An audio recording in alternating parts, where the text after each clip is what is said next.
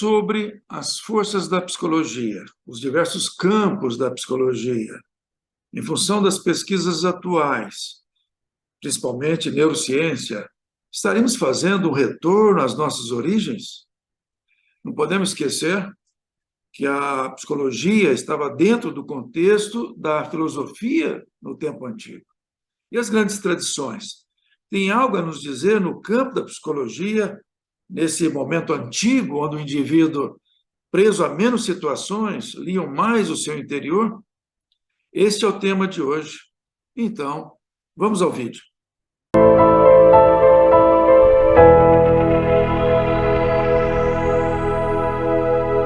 Veja que interessante. A Turquia é o grande berço da filosofia. Foi lá que nasceram, considerando o mapa dos dias atuais, tanto Pitágoras como também Tales de Mileto. Então, Pitágoras, em 570, ele viveu de 570 a 495 a.C., bem antes de Sócrates e Platão, e cunhou o termo filosofia, uma junção das palavras philos, que é amor, e sofia, conhecimento. Então, ele definiu essa palavra filosofia, mas quem criou a filosofia? Tales de Mileto, antes, em 624 a 546, e foi considerado o primeiro filósofo ocidental. Então, aqui no primeiro mapa, temos aqui Pitágoras, a ilha de Samos, onde nasceu Pitágoras, aqui na Turquia, atual Turquia. Mas se pegarmos o mapa da direita, onde nós temos aqui Tales de Mileto, vamos ver que Samos, que está aqui, terra, então, de Pitágoras, ao lado está Mileto, terra de Tales de Mileto. Muito importante que a Turquia foi o berço desses grandes filósofos. E, voltando, então, a Tales de Mileto. Então, veja que a filosofia nasceu na mesma época do surgimento das cidades-estados na Grécia, por volta de 600 anos antes de Cristo. Por que é relevante saber essa época? Porque a Grécia é considerada a luna do Egito Antigo. E há 1000 anos antes de Cristo, o Egito já não é mais o mesmo país, ele passa a ser comandado por outros povos e nunca mais retorna. Quer dizer, o povo do Egito, seus líderes, não consideraram mais liderar o Egito. Então, durante 1000 anos, de 1000 anos antes de Cristo, até o ano zero, época de Jesus, o Egito era comandado por outros povos. E 600 anos antes de Cristo, nasce a filosofia, e exatamente no período da formação das cidades-estados na Grécia. Então, antes de 600 anos, a Grécia ainda eram pequenos povoados, né? Para a gente comparar no tempo esse desenvolvimento do conhecimento da área humana. Então, foi a primeira vez que os homens começaram a tentar explicar o mundo, o seu princípio único. Tales realizou experiências com magnetismo, veja, já naquela época, e Tales foi considerado um dos 7 sábios da Grécia Antiga. Bem, para entender esse parto, que é a psicologia dentro da filosofia, temos que entender a iconografia, que são as figuras, os desenhos que representam principalmente o psiquismo humano. Se pegarmos, por exemplo, no Egito, com os hieróglifos, praticamente toda a escrita em hieróglifo ela é sagrada, porque ela é voltada para dentro do ser humano. Na Índia, o sânscrito é uma linguagem fantástica para falar sobre o interior do ser humano. E você tem as figuras do hinduísmo, como nós temos aqui do Gita, e temos a sala aqui da verdade do mundo antigo, e assim por diante. A própria cruz é um símbolo anterior a Cristo, e tem o sentido de existência e essência humana, né? Então, se formos analisar a psicologia já, que era de conhecimento do Egito e da Índia, vamos verificar que aquele conhecimento antigo voltou. Voltou agora através da neurociência, da física quântica, da psicologia transpessoal. Impressionante. Por isso é importante observar, então, os temas já tratados, né, nesses países e nessas épocas. Então, em 3.200 anos antes de Cristo, há 5.200 anos atrás, nós já tínhamos o estudo da consciência, dos sentidos, das emoções, do ego. Nós tínhamos, por exemplo, a figura de Gita, né, a publicação Gita, né, o Bhagavad Gita, e nela trata de Krishna, que é o sentido da nossa essência, do nosso Deus interior. A Juna representa muito mais nosso ego, comandando os cavalos, que representam aí as nossas emoções, os 5 sentidos que nós temos, a carruagem, considerando o nosso corpo. Então, já era muito forte o estudo da psicologia nesse período. Já no Egito, praticamente na mesma época, há 5.200 anos atrás, 3.200 a.C., estudo da verdade, da justiça, da consciência humana, com base no coração. Então, Hermes, o Tote, né, que é o grande nome que traz essa mensagem, desvaloriza o cérebro e valoriza muito o coração. E nessa sala nós temos 42 juízes que julgam as pessoas. Então, veja que você vai lá encontrar um morto. Então, eles estão pesando um coração que já é do espírito, né? Daquele espírito que está ali, que está sendo pesado o seu coração. Já não é o órgão físico mais. Né? E Lao Tse, há 650 anos antes de Cristo, na China, né? A atuação dele com foco na consciência humana, quando ele diz que o caminho perfeito não pode ser seguido, que você não pode seguir a cultura, valores do meio, e trabalha o tal caminho para você entender sua consciência, né? Então, o caminho para a busca da consciência. 624 a 546, como nós já falamos, Tales de Mileto desenvolve a filosofia, que inclui a psicologia humana. Então, já está embutido aí. E Pitágoras, nesse período de 570 a 495, une o termo filosofia, que já traz a psicologia. E Buda, há 550 anos antes de Cristo. Buda foi aquele que descobriu em si o ego, né? Percebeu que ele tinha 2 naturezas e percebeu a força do desejo para gerar emoções negativas, né? E que gera sofrimento humano. Então, ele preocupava que as pessoas se conhecessem, que era o campo, então, da psicologia. Então, nós podemos enxergar o budismo como um campo da psicologia que cuida principalmente da força do desejo, a questões egóicas e emoções negativas. Se nós pegarmos Sócrates, de 470 a 399, quando ele bebeu cicuta, foi condenado, né?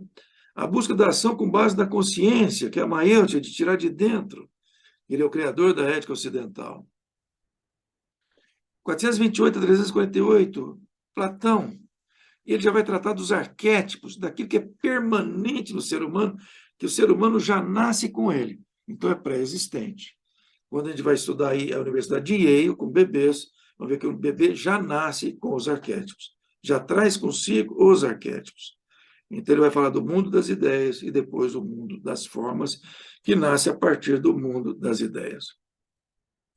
Ano 0, Jesus ensina a agir pela consciência com base no amor ao próximo.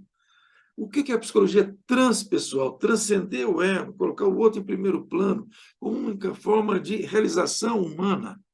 Cristo já ensinava com muita força, com muita consistência e forte no exemplo a questão do amor ao próximo, que seria, então, o ser transpessoal, transcender a sua própria figura, né? Então, observação, o retorno a essas ideias do campo da psicologia com base na psicologia humanista, psicologia positiva, psicologia transpessoal, neurociência e física quântica. Então, aquele desenho do retorno às origens está muito claro quando a gente fala de psicologia humanista, psicologia positiva, psicologia transpessoal, neurociência e física quântica. Então, origem da psicologia. A psicologia surgiu a partir da filosofia. Já reforçamos isso. A palavra psicologia provém das palavras gregas psique e logos, que significam, respectivamente, alma e estudo. Portanto, psicologia significa o estudo da alma. Aí vamos encontrar Wundt, não é?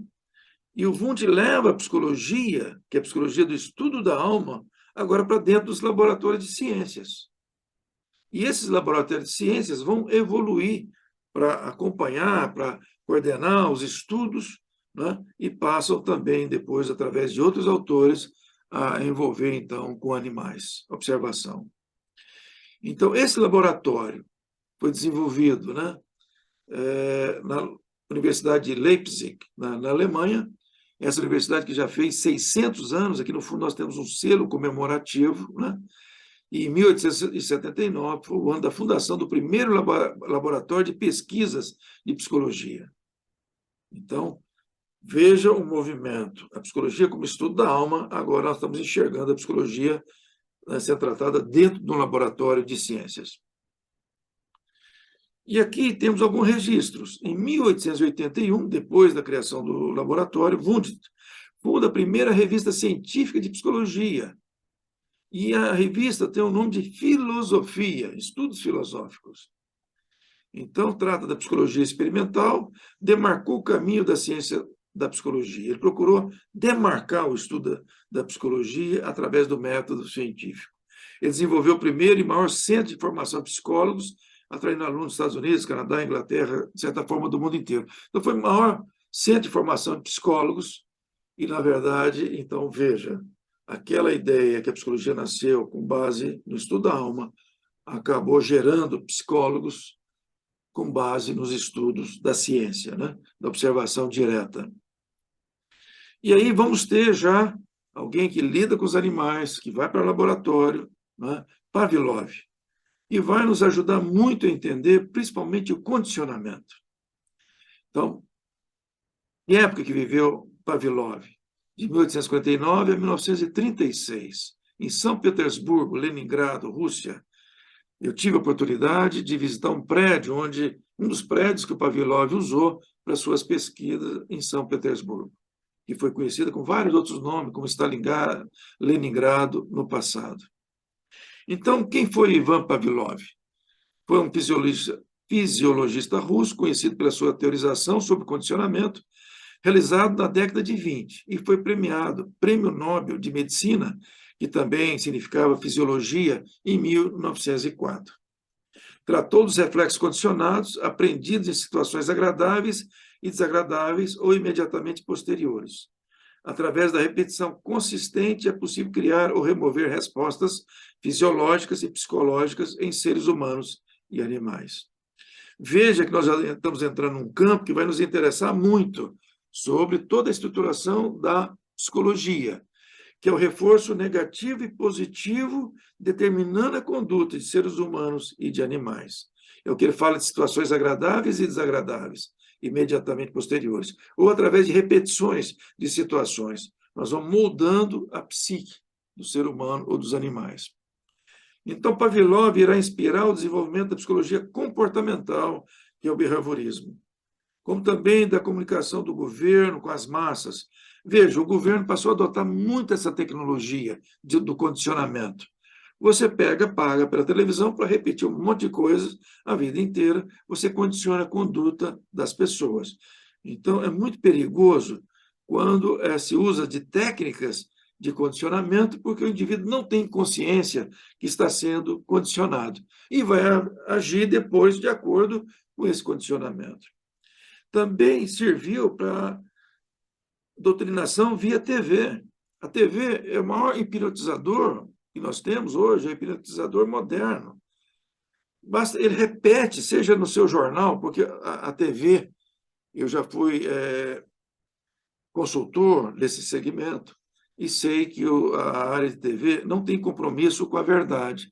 Às vezes você imagina que esse é o jornal nacional, esses jornais de informação, e que aquilo tudo é verdadeiro. Não, não há compromisso com a verdade. Então, há uma linha de produção de materiais, de conteúdos. Pode reparar que, num jornal, normalmente eles pegam 3 informações terríveis, de assalto, de morte, de inundação, essas coisas. Se não conseguir no município, consegue na região. Se não tem na região, no estado inteiro. Se no estado do país, em outros lugares, ou se não em outros países, mas sempre começa, às vezes, com 3 coisas. Por quê? Porque quando ele lida com a insegurança do indivíduo, ele gruda na televisão. Aí eles colocam dentro da cabeça do indivíduo aquilo que eles desejam. Infelizmente, o condicionamento hoje é muito utilizado pela TV, e aí cabe aos pais e educadores ter cautela de como orientar. Quanto para as jovens, crianças, os menos avisados, como usar, né, a televisão, a rádio, o jornal e assim por diante. E também esse trabalho do Pavlov ajudou muito o desenvolvimento do marketing. Porque o marketing já domina bem isso. Eu repito na cabeça do indivíduo algo e aquilo vira verdade ou vira um valor para a pessoa. Eu mesmo já fiz pesquisa na minha época de faculdade sobre pasta de dentes. E percebi uma coisa que me assustou muito. Vamos supor que tivesse aí 6, 7 qualidades de pastas diferentes. Eu morei numa cidade, tinha grandes atacadistas e tinha muita variedade, então, de marcas. Mas eu tinha dificuldade de comprar um produto que não fazia propaganda. Isso me assustou muito na pesquisa. Eu percebi que a tendência nossa é comprar aquilo que mais faz propaganda. E aqueles itens que não fazem propagandas, em princípio, é uma coisa ruim, não é boa. Mas não tem base nenhuma para o indivíduo dizer isso. E você constata em pesquisa que é assim que funciona. Né?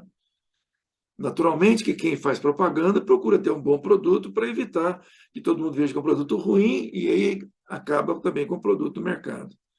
E atuação militar com lavagens cerebrais. Então, o condicionamento se utiliza muito e foi usado muito no passado. Acredito que seja proibido hoje, mas essas coisas não são fáceis de serem controladas, mas foi muito usado no passado. Lavagem cerebral em prisioneiros de guerra. E aqui nós temos os grandes nomes que deram origem ao behaviorismo, e aqui tem uma brincadeira dos ratos. Estou condicionando aquele humano a anotar coisas no papel toda vez que eu aperto esta barrinha. E mostra que o indivíduo acompanhando. Mas aqui temos, então, o behaviorismo. E aí temos que, em 42, já tínhamos um trabalho aí do Watson, ele foi o primeiro a definir, de certa forma, a identificar o que seria o behaviorismo. Mas quem atuou mais forte e ficou mais conhecido foi o Skinner. Então, Watson, defendendo uma tese sobre a relação entre o comportamento dos ratos de laboratório e o sistema nervoso central. Né? Foi aí que ele puxou o tema behaviorismo. E ele teve um divórcio tumultuado devido à sua paixão a uma assistente. Todo pesquisador, às vezes, usa seu próprio corpo para avaliar as coisas. Freud também, eu acho que passou por essa experiência de fixação em certas pessoas, e a gente tem certeza que essas coisas contaminam a análise de quem está avaliando o campo da psicologia, que tem que entrar no psiquismo humano. Skinner é considerado um dos iniciadores do behaviorismo, junto com Pavlov e Watson. Para ele, o uso da consciência para a escolha seria uma ilusão. Aqui eu quero chamar fortemente a atenção de quem está nos assistindo para essa fala do Skinner. Já que o behaviorismo é muito valorizado nas faculdades de psicologia, e talvez é o top do conhecimento gerado na escola, é o behaviorismo, embora ele está atrasado, ele está aí mais pela década de 30, e aí o Skinner diz que o livre-arbítrio não existe, é uma ilusão.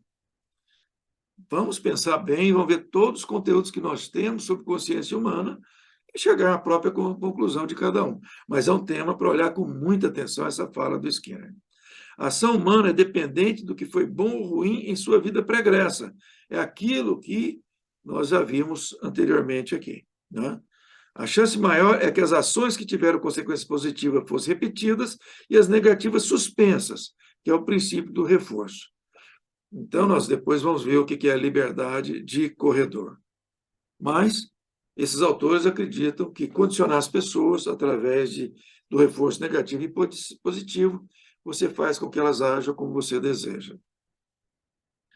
Então, a psicologia de Skinner é muito focada na psicologia dos ratos. Né? Então, nós saímos do estudo da alma humana para o estudo dos ratos, né? Que é o estudo também do condicionamento. Os alunos da psicologia, e mesmo da medicina, mas a medicina talvez pensando em outros aspectos, mas a psicologia vai pensar muito no condicionamento, o aluno tem facilidade para condicionar um rato, como tem facilidade para condicionar um pombo, ou outros animais, o cachorro e assim por diante. Né? E aqui nós temos, toda vez que eu condiciono alguém, esse indivíduo passa a ter liberdade de corredor. Através de reforço negativo e positivo, eu enquadro o indivíduo para agir como eu desejo. E essa é a preocupação, porque nós precisamos trabalhar para o indivíduo ser autônomo, ser consciente, ser livre para fazer escolhas, e a pessoa condicionada não faz escolhas, então não se realiza sua potência como ser humano. Então, Não há livre-arbítrio, somente existe a liberdade de corredor. Toda ação depende do reforço positivo e sua suspensão do reforço negativo. Se Skinner considera que o único caminho da psicologia é o behaviorismo, aí está certo dizer que o indivíduo não tem, né, liberdade de escolhas. Mas entendemos que você tem outros campos da psicologia que abrem a condição humana, o seu nível de consciência e a capacidade de escolha do indivíduo é bem ampliada. E aqui, ó, então, nós temos o principal instrumento de condicionamento, canais de TV. Um prefeito mesmo de Chicago pegou todo o material da televisão da semana inteira, tudo que se passou ali, e levantou quantos fatos positivos e negativos foram apresentados para a população. Quase nada de fatos positivos e quase tudo de fatos negativos. Então, isso é uma marca desse caminhar, né? Eu mesmo estava com um canal de televisão, jornal, eles estavam aí acompanhando a inauguração de uma grande escola, da qual eu fazia parte. Ocorreu um assalto de banco e todo mundo saiu correndo para dar cobertura ao assalto de banco. Então, veja, é muito claro que o foco da televisão é criar insegurança na população, trazer informação negativa, criar insegurança, e as pessoas grudam na TV em função desse processo. Então, é importante ter consciência do que se passa para não entrar no próprio processo de condicionamento. Então, vamos aqui reforçar um pouco o behaviorismo, que é uma teoria psicológica que o objetivo é estudar, está na internet, hein? É uma teoria psicológica que o objetivo é estudar a psicologia através da observação do comportamento, com embasamento em metodologia objetiva e científica, fundamentada na comprovação experimental e não através de conceitos subjetivos e teóricos da mente, como sensação, percepção, emoções e sentimentos. Veja, é uma forma de ver a psicologia. É uma forma. Mas uma pessoa menos avisada pode se fechar nesse conceito. Aí eu pergunto, uma pessoa que está apaixonada, às vezes ela não consegue, você não consegue captar só pela sua postura e ter certeza que ela está apaixonada. Então, tem muitos aspectos internos nossos, principalmente de uso da consciência. Uma coisa é clara, as pessoas não têm uma janela na consciência para alguém de fora observar a consciência e ler por que ele age daquela forma. Então, esse conceito que está aqui, é importante estar muito atento a cada palavrinha escrita aqui e cada um deduzir, né, o que é melhor em termos de entendimento. Então, observação é deixar de lado o sentimento, sensações e instintos, e são realizadas experimentações de reforço positivo e negativo para estudar a conduta do ponto de vista científico. Eu diria que é a energia que aqui, às vezes, é colocado de lado, do estresse, da angústia, ou mesmo a depressão, que gera suicídios. Se nós temos aí no Brasil 22% de pessoas já com problemas sérios nesse campo, e o volume de pessoas que suicidam muito alto, e tudo isso tem origem numa energia interna do indivíduo que impulsiona o indivíduo para ir para esse caminho. Então, entendemos que é algo para a gente analisar com mais profundidade, né? Então, método oposto ao das grandes tradições. Então, veja, as grandes tradições já colocou o estudo da consciência num nível bastante profundo. E vamos ver que o behaviorismo está olhando um aspecto da mente humana, né? Às vezes da cultura também. Então, eu diria que esse método behaviorismo tem mais ligação com a área cerebral, com a mente, com a memória, do que com a consciência humana. Essa psicologia é conhecida informalmente, então, que é do Skinner, que é a psicologia, então, do rato em função das pesquisas de laboratório. E aqui, ó, só reforçando, para aqueles que querem aprofundar mais, entender um pouco mais sobre condicionamento, nós temos uma pessoa importante, Leonardo Palladino, e eu aproveito esse material que ele divulgou, né, e procuro aí ajudar na divulgação também, do Brainwashed. Ele fala de 8 filmes, que são Roubando Vidas, 1984, A Onda, Laranja Mecânica, Sob o Domínio do Mal, Eu Sei Quem Me Matou, O Escorpião de Jade, Zoolander, e são filmes que tratam de condicionamento humano. Fica aí o reforço da recomendação de Leonardo Palladino. E agora, vamos entrando um pouco mais dentro das questões das forças da psicologia, né? Vamos, aos poucos, trabalhar esse tema aqui. Então, veja, nós temos o nosso lado biológico, do instinto. Então, quando eu falo de necessidade de segurança e fisiológica, eu estou falando do biológico, que vai gerar uma energia do instinto. Eu falo de autoestima e socialização como necessidades, que é o lado psíquico, que gera emoções, que trabalha também o lado do cérebro emocional ou límbico, que é o campo das sensações. No biológico, nós temos o cérebro, a parte do cérebro reptiliano. Temos o cognitivo, que aí dá sentido às coisas, nos mostra a nossa racionalidade, relação de causa e efeito. Então, está ligado ao cérebro-mente, quando eu foco numa coisa ou noutra, na relação entre as coisas. Mas depois, eu tenho autorrealização, transcendência, que vai trabalhar a essência, os aspectos ligados ao coração como centro de energia, e que gera energia direcionada também para o cérebro, que gera consciência e sentimento. Não é? E aí, vamos ver que a primeira força da psicologia surge com Freud, com a investigação teórica da psique humana, e ele vai tratar da libido, que está fortemente ligado ao biológico, isso em 1901. E vamos ver também que, na sequência, ele teve um companheiro de trabalho, né, que foi o Carl Jung. Já de 1913 a 42, nós temos as atuações de Pavlov, depois Skinner e Watson, que vão desenvolver o behaviorismo como a segunda força da psicologia. Nesse meio aqui, vamos ter a psicologia sócio-histórica ou histórico-cultural, com Vygotsky, Luria, Leontiev.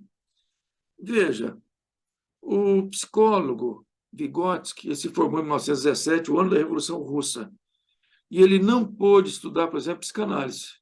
Era proibido, era acompanhado pelo Stalin.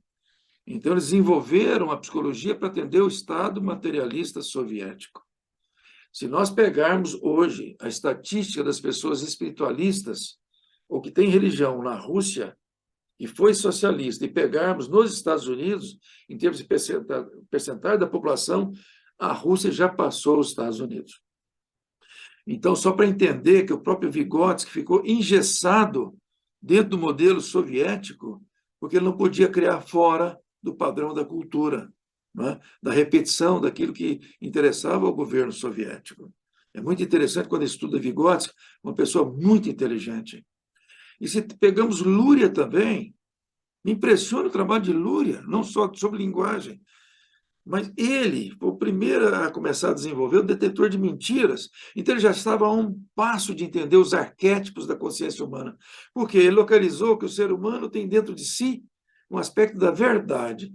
Se ele não age de acordo com a verdade, gera um estresse interno que é detectável pelos aparelhos, pela sua energia, pela sua pulsação, pela sua respiração. Ou seja, toda vez que o indivíduo não age de acordo com os seus arquétipos, né, como é a verdade, vai ter uma variação que é percebida por equipamentos. E isso quem começou foi Luria, né, que vai chegar no nível da essência e da consciência humana. E um representante do Brasil dessas ideias, da psicologia baseada na cultura e na área social, temos aqui Paulo Freire, né? E temos aqui também Leontiev, que foi um apoio para todo esse trabalho. E aí temos uma separação agora dos campos da psicologia. Vamos começar a entrar na psicologia, que é a psicologia humanista, com Maslow, né? Depois vamos falar de Seligman, com a psicologia positiva. Aqui eu quero separar, porque aqui nós temos agora, além do universo mental, da mente, né, da memória, agora nós temos também o transpessoal. Então, o Maslow já começou a se preocupar com o aspecto da autorrealização humana, né? E ele dá um passo importante nos anos 60, que ele aperfeiçoa esse conceito quando ele cria a psicologia transpessoal. Seligman começa uma nova psicologia, dentro da psicologia também humanista, já pensando na perfeição humana, no ser realizado. O que é o ser que se realiza? Que é a expectativa que todos nós temos, que nós sejamos plenos como seres humanos, como a árvore que já dá frutos. e não uma árvore, né, que não consegue dar frutos e que, por falta de adubação e o meio não ajuda, ela não realiza a sua potência. Então, isso é a psicologia do Seligman, né? E aí temos, então, a psicologia transpessoal, que nasce com Maslow, que aperfeiçoou seu trabalho anterior, mas ele consegue ajuda e contribuições de pessoas muito fortes na área humana. Ken Wilber, o Groff, Viktor Frankl, que é o pai da terceira escola de psicanálise de Viena, né? Carl Jung, companheiro que foi lá do próprio Freud, Rogers, olha a força do Roger e o próprio Maslow. Que fantástico isso aqui, né? E aí, na sequência, temos a neuropsicologia, porque agora, o que você tem?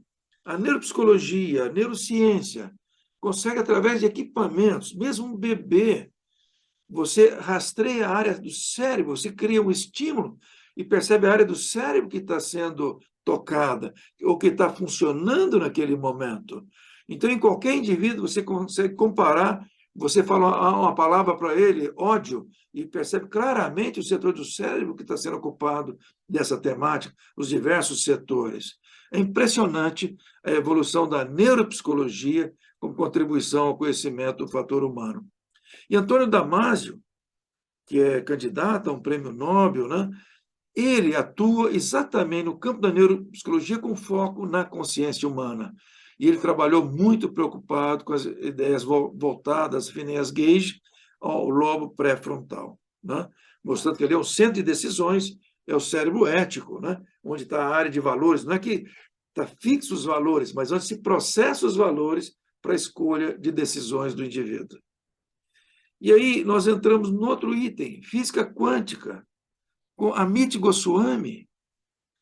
Olha o que ele coloca, a base do ser humano é a consciência. E é o observador que define a coisa observada. Então, se nós pegarmos no tempo, 1901, 1942, veja, o behaviorismo está aqui até 1942.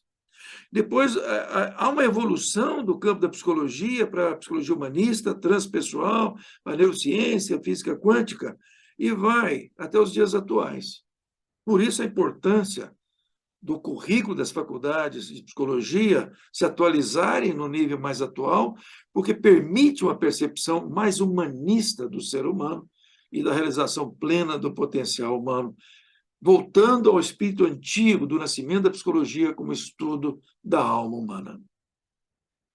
Então, para fechar esse tema nosso de hoje, eu criei aqui uma caixa, um indivíduo preso numa caixa.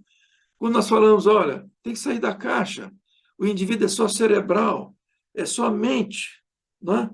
Só mente, só memória, é só arquivo morto, comparando a experiência do atual com as coisas velhas e antigas. Então, ele está dentro de uma caixa. Então, a forma dele criar é muito pequena. Para ser disruptivo, ser inovador, precisa sair da caixa. E para sair da caixa, ou vamos buscar as grandes tradições do passado, ou a psicologia humanista, transpessoal, neuropsicologia e física quântica. Então, está aí a nossa sugestão.